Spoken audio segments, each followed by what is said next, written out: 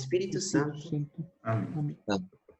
Vinde, Espírito Santo, enchei os corações dos vossos fiéis e acendei neles o fogo do vosso vosso amor. Enviai o vosso Enviai Espírito, o vosso Espírito, tudo será e criado, tudo será criado, e renovareis a e face eis da a terra. face da terra. Oremos. Oremos. Ó Deus, que instruíste instruíste os corações dos vossos fiéis, com a luz do com a luz Espírito do Santo, Espírito Santo, fazei que fazei que apreciemos apreciemos retamente todas as coisas, segundo o mesmo Espírito, gozemos sempre da sua consolação. Por Cristo, Senhor nosso. Amém. Amém. Ó Maria concebida sem pecado, Rogai por Nós nós. que recorremos a vós. em nome do Pai, do Filho, do Espírito Santo. Amém. Amém. Pois bem, então, hoje vamos dar o segundo passo da nossa caminhada no Evangelho de Marcos. Relembrando um pouquinho do que o Everton disse no início, o Evangelho de Marcos foi um dos primeiros a serem escritos e por isso, desde sempre, ele sempre foi usado como catequese, como uma primeira forma, o primeiro contato das pessoas com a pessoa de Nosso Senhor Jesus Cristo. Porque é justamente esse o intuito de Marcos. Ele escreveu esse evangelho para apresentar quem é Jesus. Então, se na EAC a gente tem todo esse propósito, através da iconografia, como a gente fez também através dos sacramentos, então os evangelhos é uma forma muito específica que nos ajuda nesse caminho de compreender a pessoa de Jesus. E hoje chegamos então ao capítulo 2. O capítulo 2 ele é bem curto, mas ele passa por 4 passagens. Eu gostaria que o senhor Enilton puder ler o primeiro, logo no início, capítulo 2, versículo do 1 ao 12.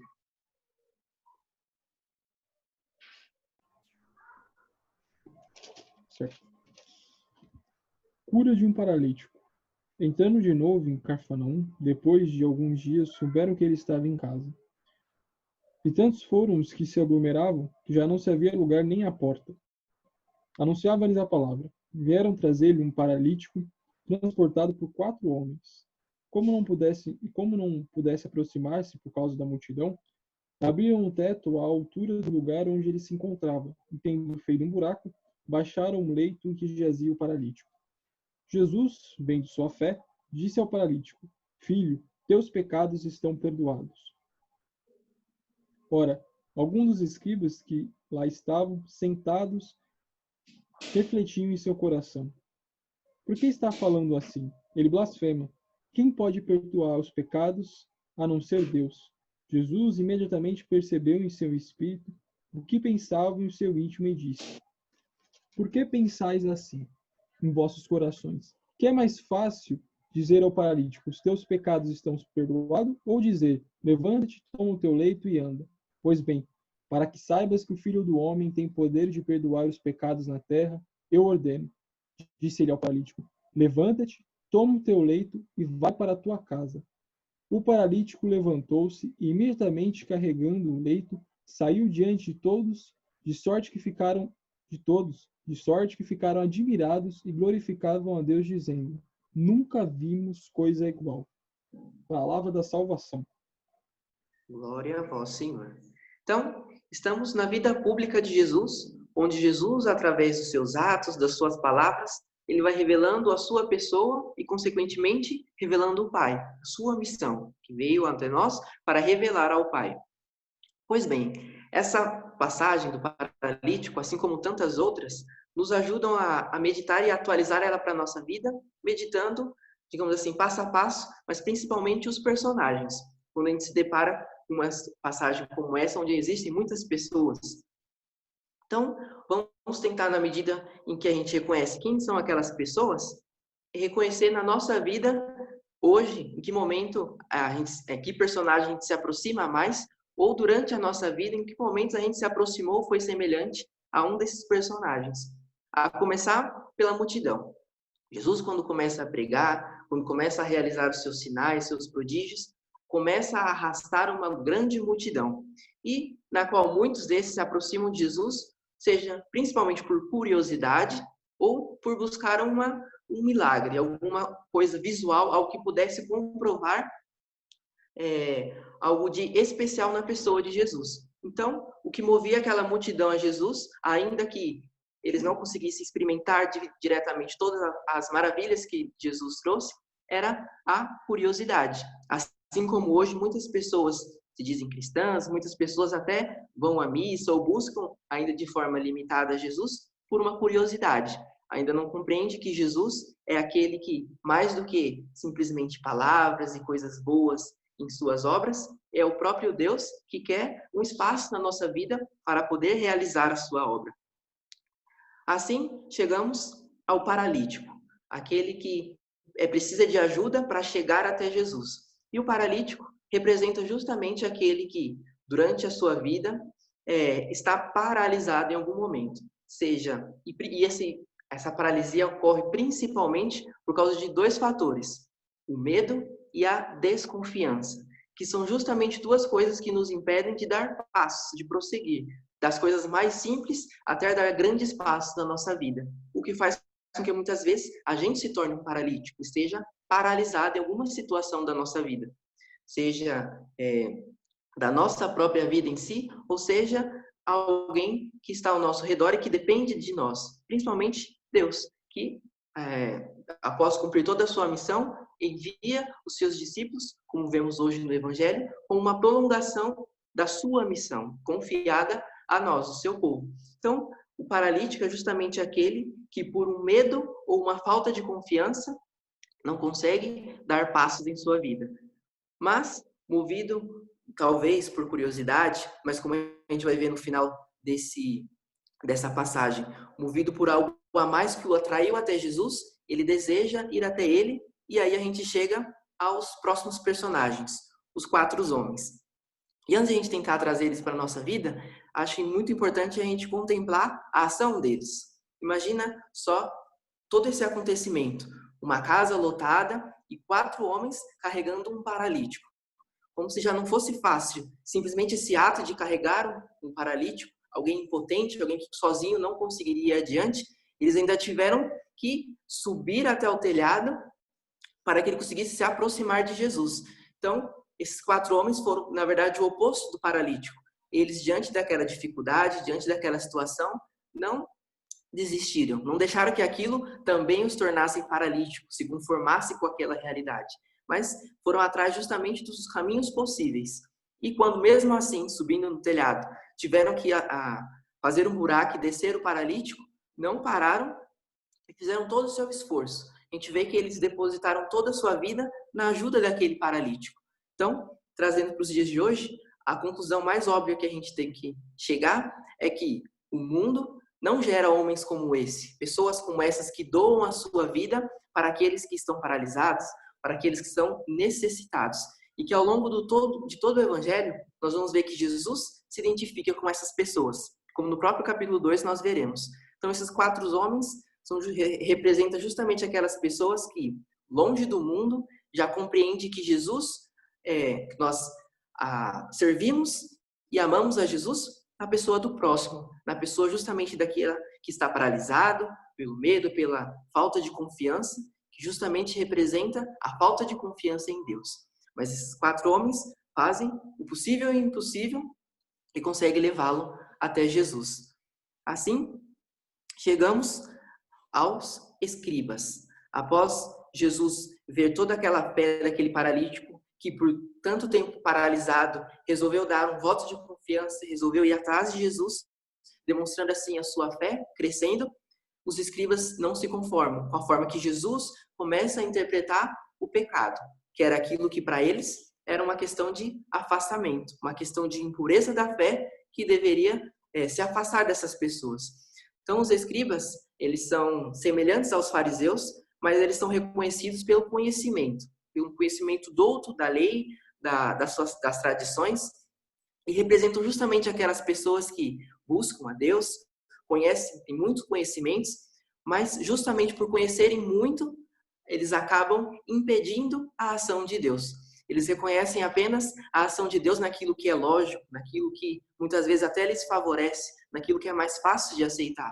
E não compreende que Jesus opera, esse Deus do impossível, opera no pecador, naquele que está mais afastado e mais longe. Por isso os escribas, desde o início, vão fechar o seu coração para essa grande revelação da pessoa de Jesus. Eles não vão permitir que Jesus se apresente a eles, e por isso eles vão se fechar e não reconhecerão na pessoa de Jesus o próprio Deus. Como os próprios escribas vão dizer, somente Deus tem o poder de perdoar os pecados. E Jesus, não negando isso, na verdade, ele se afirma e revela sua identidade divina e perdoa aquele pecador e ainda o restaura como uma prova, um sinal externo daquilo que aconteceu internamente para aquele paralítico, que no seu ato de fé e coragem, ele saiu da sua paralisia. E Jesus, então, nessa primeira parte, revela a sua identidade divina, se reconhece como o próprio Deus, aquele que veio para perdoar os pecados. E assim, passamos para a próxima parte, onde o Everton pode ler para a gente, versículo 13 ao 17. E tornou a sair... 13 e 14, por favor. 13 e 14. E tornou a sair para a beira-mar. E toda a multidão ia até ele, e ele os ensinava. Ao passar, viu Levi, o filho de Alfeu, sentado na coletoria, e disse-lhe, segue-me. Ele se levantou e o seguiu. Palavra da salvação. Glória a vós, Senhor. Então, aqui, nesse breve percurso, a gente vê que Jesus chama um pecador para o seguir. E esse pecador, Levi, é justamente aquele que vai ser chamado Mateus, o evangelista. Então, é muito interessante a forma como ele é chamado. Ele simplesmente confia. Jesus olha aquele pecador e o chama. Vem, segue-me. E ele larga tudo e o segue. E para explicar o estado desse homem, eu uso até as palavras aqui de Futoshi, né? Quando ele apresenta o evangelista Mateus. Ele era o coletor de impostos. E para o povo judeu, se já não era humilhante ter que pagar o seu tributo para o pessoal romano, para um estrangeiro, imagina pagar o seu tributo para um estrangeiro e o intermediário ser um próprio judeu. Para todos os judeus, isso era considerado uma traição à sua própria raça, à sua própria nação. Por isso, aquele homem era desprezado, não como um simples pecador, mas como um grande pecador, que ao aceitar esse trabalho, ele automaticamente rejeitava a sua fé, o seu povo. Por isso, quando Jesus o chama, Levi, ele aceita automaticamente. Muito provável pode acontecer que durante a vida desse homem, Mateus, justamente esse desprezo e essa falta de confiança das pessoas nele fez com que Jesus tivesse uma grande importância ao olhar para ele e o chamar, e o convidar para ser um dos seus discípulos. E assim, Mateus, ao contrário dos escribas, abre seu coração e permite que Deus opere na sua vida. Ele ouve e cumpre a palavra de Deus. Ele segue. Da mesma forma que Jesus o chamou Mateus, também chama a nós. Quantas vezes durante as nossas vidas nos achamos indignos de ser servos de Cristo, indignos de acharmos que a santidade para nós, indignos de acharmos que devemos ter uma vida espiritual, uma vida de oração mais a sério, e nos esquecemos que, como Jesus vai dizer, ele veio para os pecadores. Ele veio justamente para aqueles que necessitavam. E assim, Mateus o segue, nos mostrando o exemplo, que a escuta da palavra de Deus deve prosseguir da ação. Jesus nos chama a segui-lo. E assim, Herbert, você está com a Bíblia perto? Se puder ler do 15 ao 17.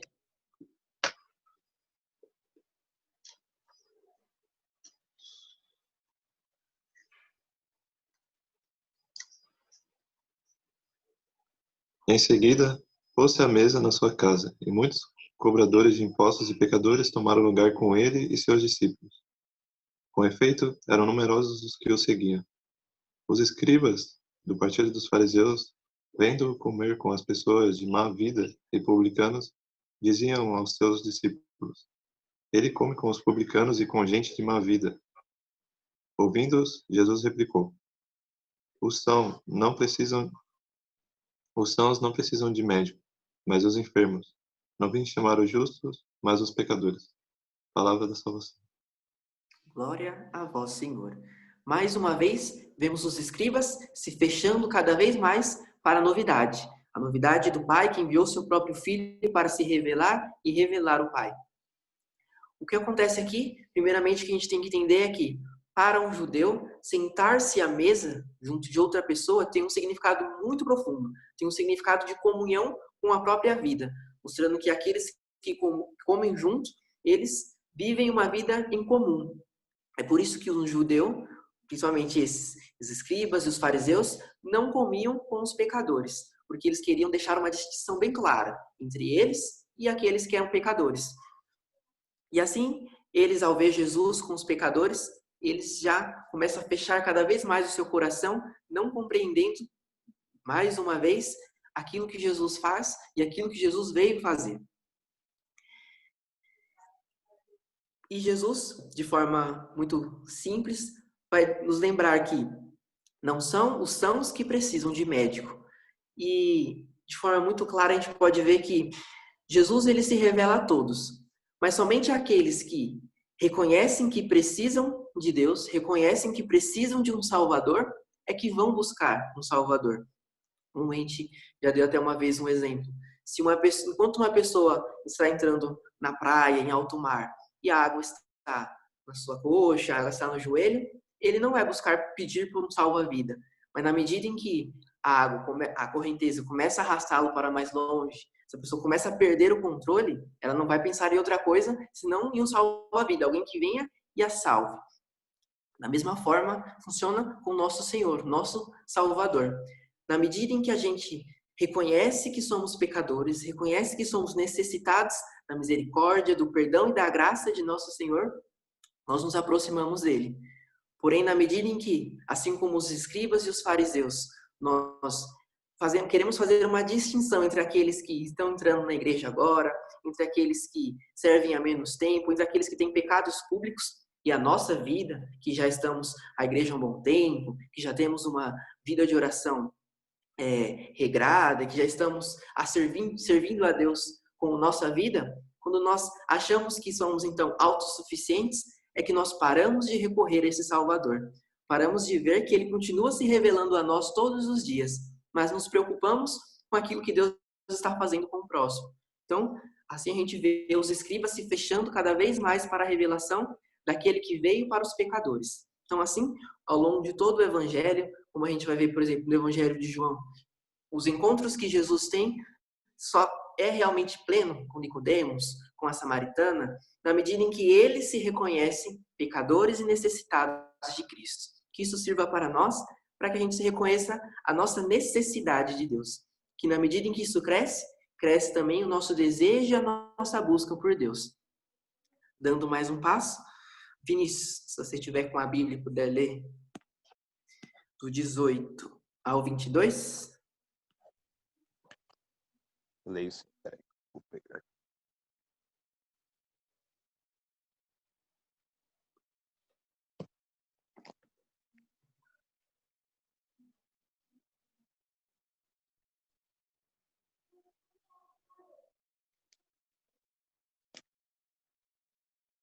Do 18 ao 22? Isso.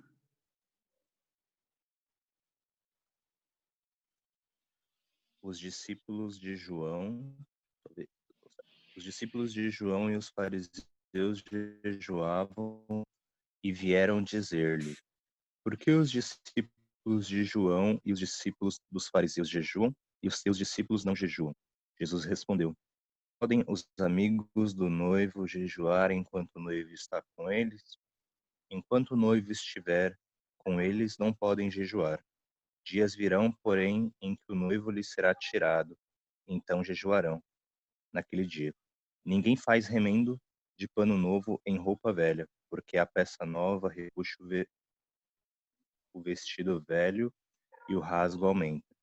Ninguém põe vinho novo em odres velhos. Caso contrário, o vinho estourará os odres, e tanto o vinho como os odres ficarão inutilizados, mas o vinho novo em odres novos.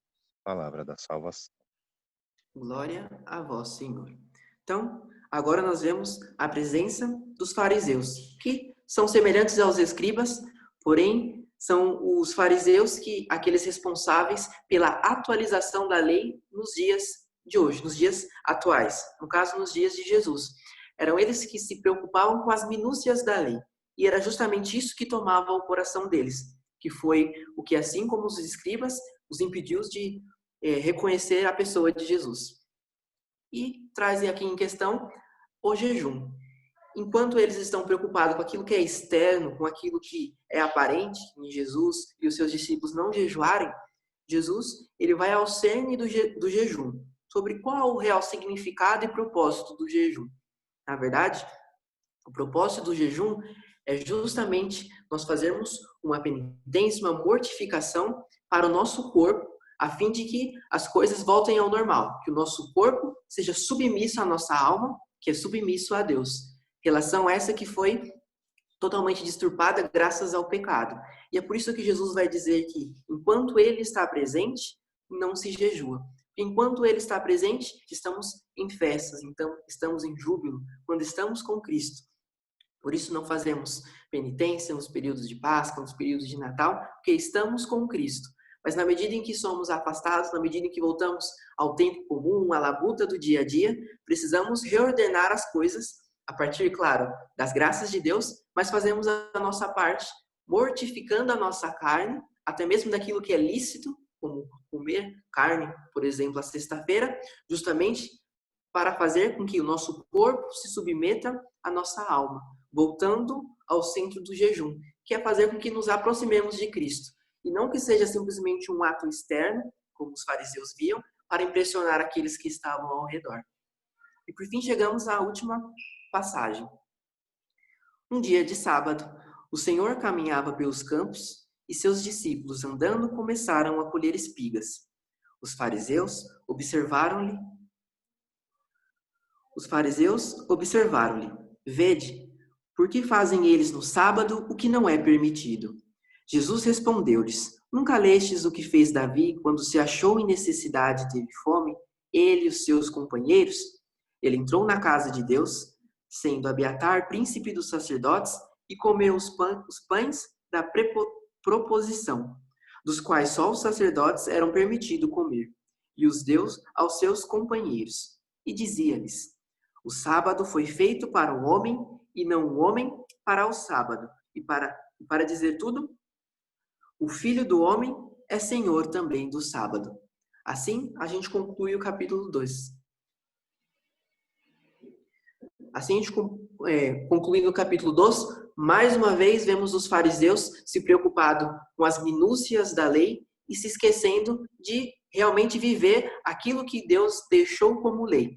Da questão do sábado, um dia que seria para que todos se recolhessem e se lembrassem que Deus é o Criador, então se voltassem para Ele, eles se preocupavam com as questões externas, daquilo que podia, daquilo que não podia, e se esqueciam daquilo que eles deviam fazer, se voltar para Deus.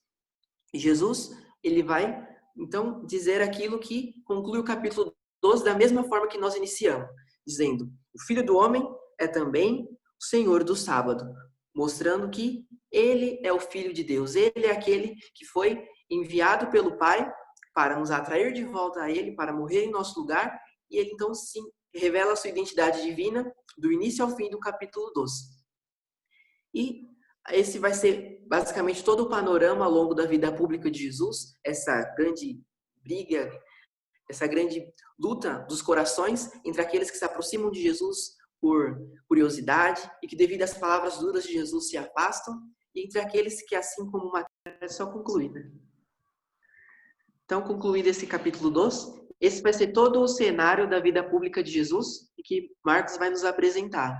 Entre aquelas pessoas que se aproximam de Jesus por curiosidade e que ficam sempre nessa luta entre acreditar e não acreditar, e muitos desses vão se fechar com as palavras duras e quase para eles incompreensíveis, entre aqueles que, como os escribas e os fariseus, vão se fechar em seu coração, achar que não necessitam de um Salvador, que não são pecadores como os demais, e que por isso não vão conseguir ter um verdadeiro e autêntico encontro com Jesus, mas haverá também Mateus, aqueles que irão ouvir o chamado de Jesus, irão deixar que ele se revele a nós e que vai dar o seu sim, vai dar a sua adesão em Atos. E que nesse caminho com Marcos, nós possamos aprender também a ouvir a nosso Senhor Jesus Cristo e que as suas palavras se tornem ações na nossa vida. Amém.